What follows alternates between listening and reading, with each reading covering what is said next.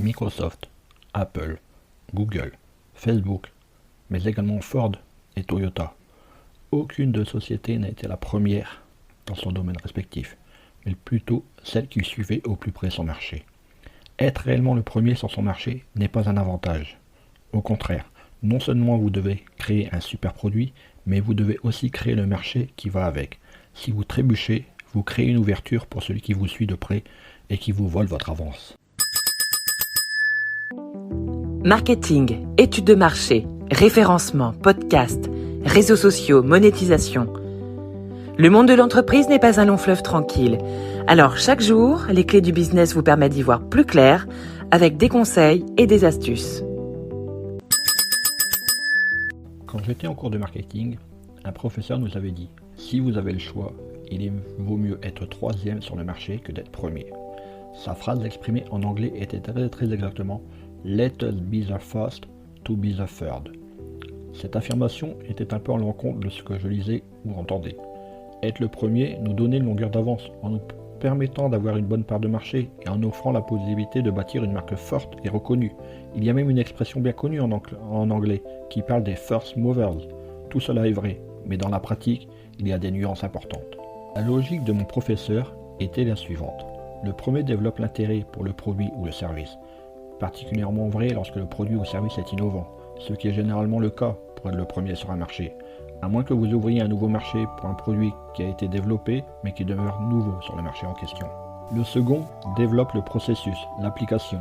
Il aura vu ce qui aura été fait pour le premier et pourra améliorer la performance ou réduire les coûts. Troisième, enfin, arrive à point pour bénéficier du développement des deux autres sphères et peut offrir un produit ou un service supérieur à une clientèle conscientisée. C'est un peu la triste réalité des voitures Tesla.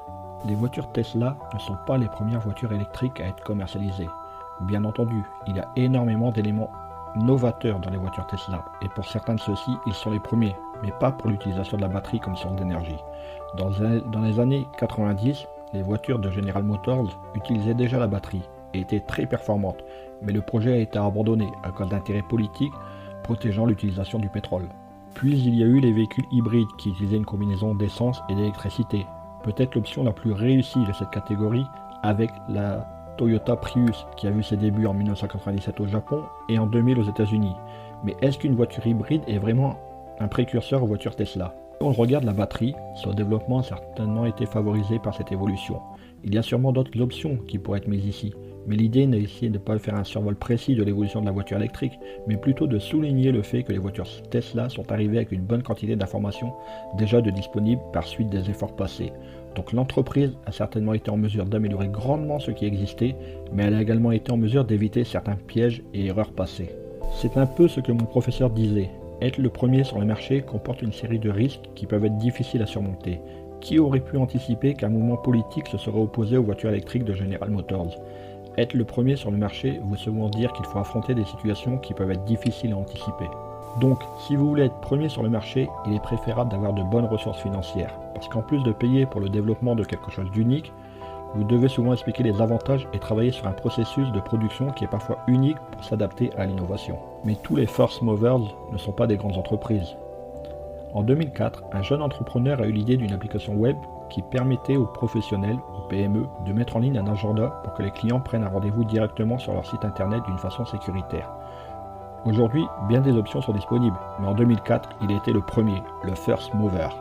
Pendant des années, il a tenté de commercialiser cette nouvelle façon de faire auprès des gens qui utilisaient encore des agendas papier et qui souvent n'avaient pas encore de site internet. Il a pu voir la réalité de l'énoncé du professeur. Le premier développe l'intérêt. Et avec les années, des options de plus en plus avancées, élégantes, avec des fonctionnalités plus adaptées ont vu le jour. Des modèles d'affaires différents ont aussi été proposés. Utilisation gratuite, inclusion dans une communauté, facturation au rendez-vous, etc. Bref, le processus et l'application se sont développés. Alors que le jeune homme, malheureusement, n'était pas en mesure de rentabiliser l'investissement initial, a dû abandonner les projets de commercialisation et de mise à niveau. Alors, si tu as une innovation à introduire sur le marché, pense bien aux avantages et aux inconvénients d'être premier. Et si tu veux être premier, considère un autre point important. Ne mets pas tout ton argent dans le développement de ton application. Garde un bon montant pour ton marketing. Sans quoi, tu risques d'avoir une excellente proposition que personne ne connaîtra. Allez, au boulot! Hey, avant de partir, j'ai une petite faveur à te demander. Est-ce que tu pourrais donner une note et laisser un commentaire sur ta plateforme d'écoute préférée? Cela permettrait aux clés du business d'avoir une meilleure visibilité et d'être accessible au plus grand nombre. Je te remercie. Allez, cette fois c'est vraiment fini.